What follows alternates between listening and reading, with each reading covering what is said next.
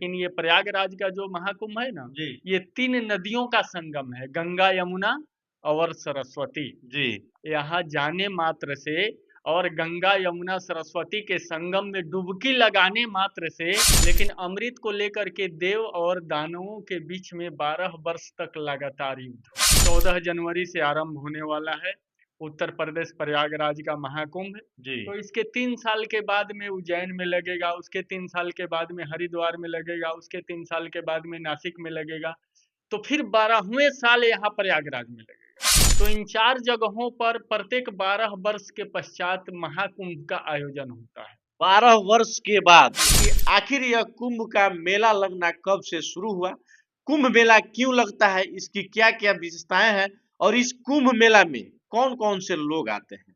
सबसे पहले गुरुजी स्वागत है आपका। आपका भी बहुत-बहुत धन्यवाद और स्वागत है। अच्छा गुरुजी, सबसे पहले ये बताइए कि आप कैसे हैं। एकदम भगवत कृपा है, आपके दर्शकों का प्यार दुलार है। अच्छा, सबसे पहला सवाल है गुरुजी कि अभी कुंभ का मेला लगने वाला है, कुंभ का आयोजन भारत में बहुत धूमधाम से हो रहा है। आखिर कुंभ मेला का शुरुआत कब से हुआ। देखिए, ये कुंभ नहीं है, ये महाकुंभ है। क्या है? महाकुंभ। जी। और इसका शुभारंभ है जब समुद्र मंथन हुआ ना, उस समय देव और दानव यानी देवता और राक्षस दोनों मिलके समुद्र मंथन किए। समुद्र मंथन में 14 रत्न मिला, जी जिसमें विष मिला, ऐरावत हाथी मिला, ऊंचाई सरवा घोड़ा, शंख, चक्र और उसमें अमृत कलश भी मिला। ठीक जी है? तो सबका बंटवारा हो गया, विष भगवान शिव जी ग्रहण पान कर लिए, पी लिए। लेकिन अमृत को लेकर के देव और दानवों के बीच में 12 वर्ष तक लगातार युद्ध हुआ। 12 वर्ष तक। जी, 12 वर्ष तक। और इस 12 वर्ष के युद्ध के दौरान उस अमृत कलश में से 4 बूंद 4 जगहों पे गिरा। जी 4 बूंद 4 जगहों पे गिरा। किस-किस जगह पे गिरा? सबसे पहले हरिद्वार में, उज्जैन में, नासिक में और प्रयागराज में। 4 जगह गिरा। 4 जगह में।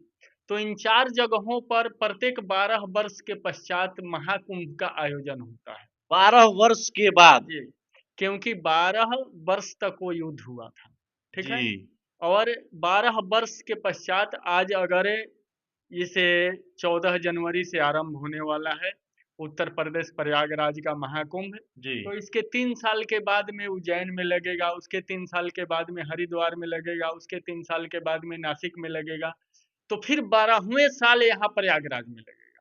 मतलब एक बार चारों जगह पे कुंभ का मेला नहीं लगता ना है। नहीं लगता है। प्रत्येक 12 वर्ष पे अगर 2025 में यहाँ लग रहा है, तो फिर 2027 में 2037 में प्रयागराज में लगेगा। महाकुंभ लगेगा। इसके बाद या तो उज्जैन में लगेगा, नहीं तो हरिद्वार में लगेगा, नहीं तो नासिक में लगेगा। यही महाकुंभ की कहानी है, ठीक है? और महाकुंभ में वो जो ये इस वर्ष का जो महाकुंभ है, 14 जनवरी 2025 रोज से स्टार्ट हो रहा है और 26 फरवरी यानी महाशिवरात्रि के दिन तक चलेगा। इसमें 5-7 दिन का जो नियत समय है, जो दिन है, जिसे शाही स्नान के नाम से पहले जानते थे, जी लेकिन अब अमृत स्नान के नाम से जानेंगे। अब अमृत स्नान के नाम जी, से जानेंगे। अब अमृत स्नान के नाम से जानेंगे, क्योंकि शाही स्नान को अमृत स्नान का नाम दिया गया है, ठीक है? दोनों में मतलब क्या अंतर है गुरुजी। नहीं, अंतर कुछ नहीं है, बस बात बराबर है। वो मुख्य-मुख्य दिन जैसे महाशिवरात्रि हो गया, बसंत पंचमी हो गया, अमावस्या हो गया, इन दिन का जो स्नान है, उस दिन को हम लोग अमृत स्नान के नाम से जानते हैं। ये संक्रांति का पुण्यकाल का स्नान हो गया। जी। बस ये प्रयागराज के महाकुंभ का शाही स्नान यानी अमृत स्नान का महत्व है। और प्रयागराज के महाकुंभ में स्नान करना, ये देखिए, प्रयागराज और जगह पे भी कुंभ लगता है, लेकिन वहाँ केवल एक नदी है। जी लेकिन ये प्रयागराज का जो महाकुंभ है ना, जी ये 3 नदियों का संगम है, गंगा, यमुना और सरस्वती। जी यहाँ जाने मात्र से और गंगा, यमुना, सरस्वती के संगम में डुबकी लगाने मात्र से आपके जीवन में, आपके शरीर में, आपके मतलब चाहे किसी भी प्रकार की कोई भी समस्या क्यों नहीं हो, सबका समूल नाश हो जाता है। इसमें कहीं से किंचित मात्र भी संशय नहीं है, बिल्कुल भी नहीं। बिल्कुल भी नहीं है। क्योंकि कहा गया है कि गंगा स्नान और कन्यादान ये महत्व नहीं, महत्वपूर्ण है। जी, सबसे ज्यादा मतलब इसकी महत्ता होती है, जी महत्ता होती है। और वो भी संगम में स्नान करना। संगम में स्नान करना। अरे